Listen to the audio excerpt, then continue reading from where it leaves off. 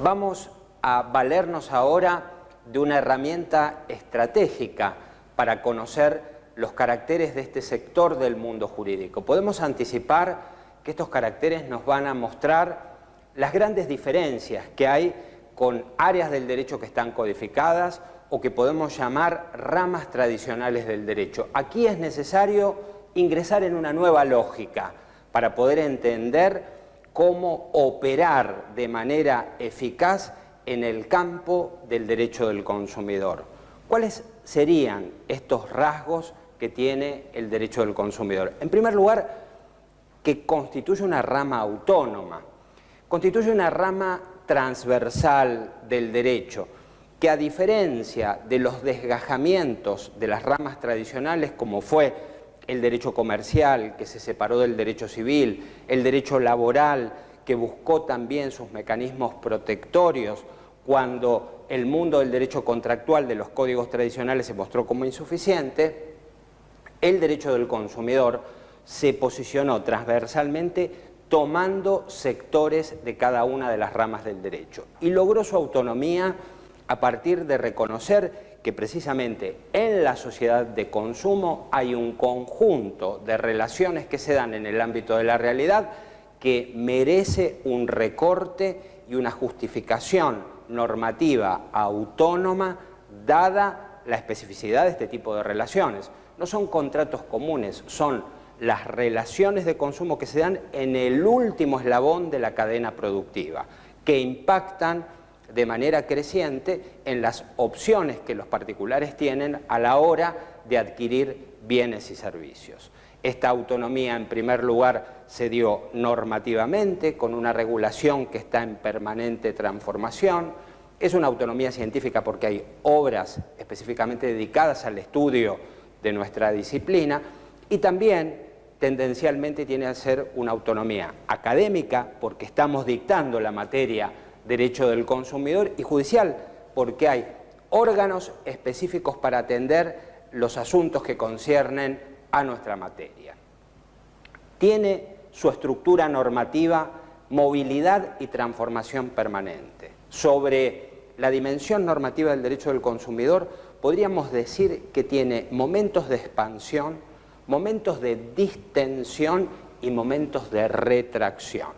Indudablemente, los intereses que buscan establecer una regla en el mercado que tutelen esa situación de vulnerabilidad del consumidor hacen que haya regresiones en algunos casos legislativas. La historia de la evolución normativa del consumidor podemos mencionarla a partir de la Ley 24.240. Su promulgación estuvo afectada en partes esenciales como lo fue la responsabilidad por producto elaborado del artículo 40 y como lo fue también el sistema de garantías, que vinieron a restablecerse recién a partir de una ley posterior que fue la 24.999. Sin perjuicio de otras reformas legislativas, la ley 26.361 consagró una expansión del campo de aplicación de nuestra disciplina, ampliando la noción de consumidor y consagrando institutos que verdaderamente reforzaron la tutela de nuestra disciplina en el mundo jurídico.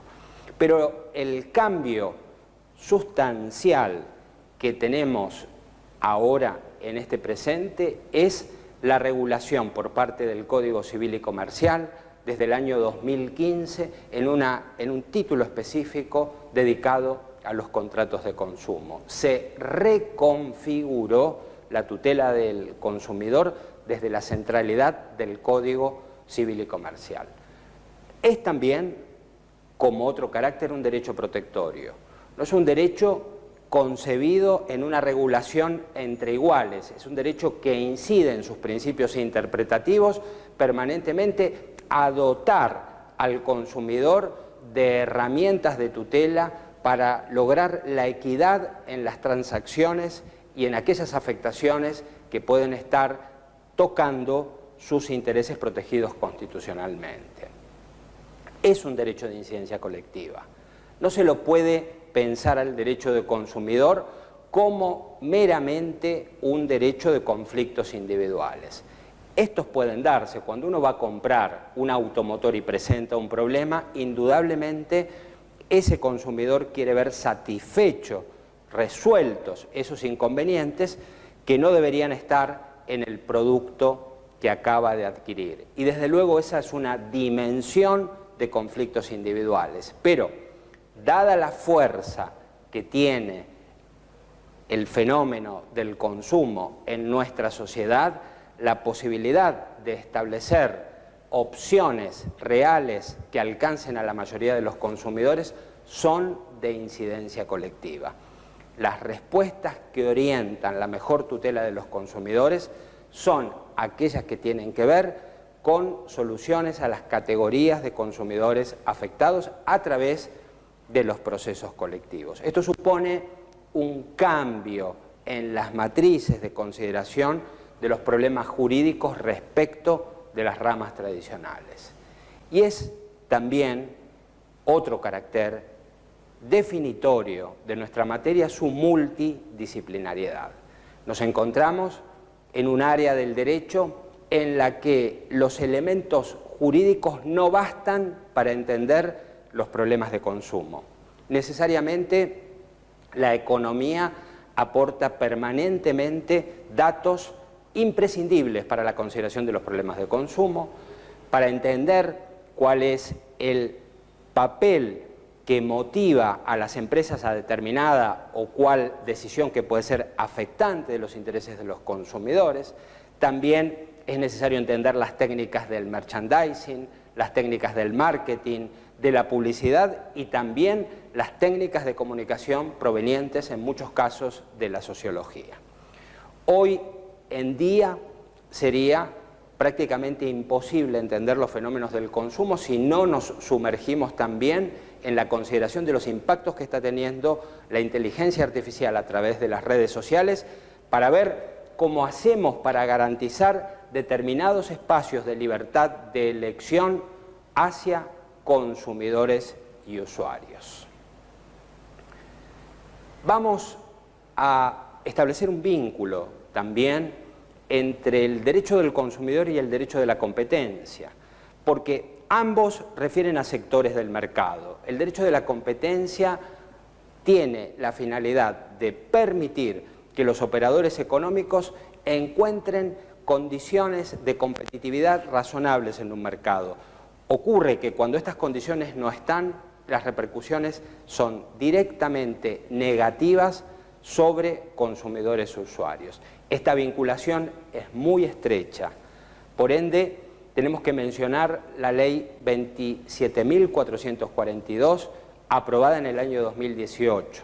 Es una ley que plantea un diálogo de fuentes necesariamente con el derecho del consumidor, en grado tal que plantea la intervención de las asociaciones de consumidores, tanto en materia de autoridad de aplicación como la intervención en los procesos colectivos que se dan para quienes adoptan conductas anticompetitivas.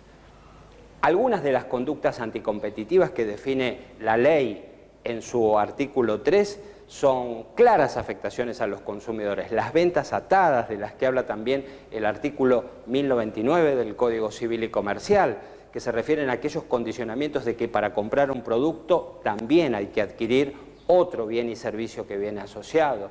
Imponer condiciones discriminatorias para la adquisición o enajenación de los bienes y servicios, o negarse injustificadamente a satisfacer pedidos concretos para la compra o venta de bienes y servicios, incumpliendo condiciones previamente acordadas.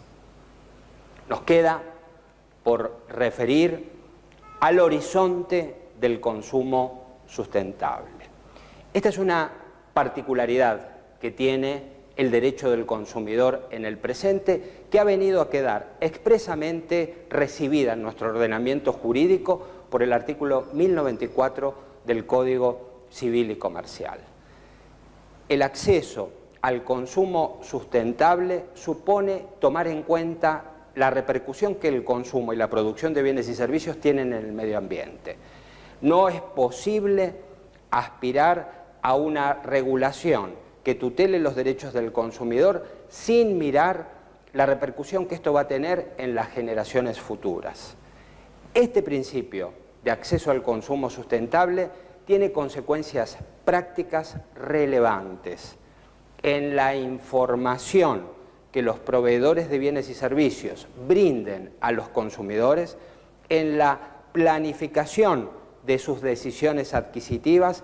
Necesariamente tiene que estar incorporado la perspectiva del impacto que esto va a tener en el medio ambiente y por lo tanto en las futuras generaciones. Es este el matiz que termina de acentuar el carácter protectorio que el derecho del consumidor busca garantizar en el consumidor, en su familia y en su grupo social.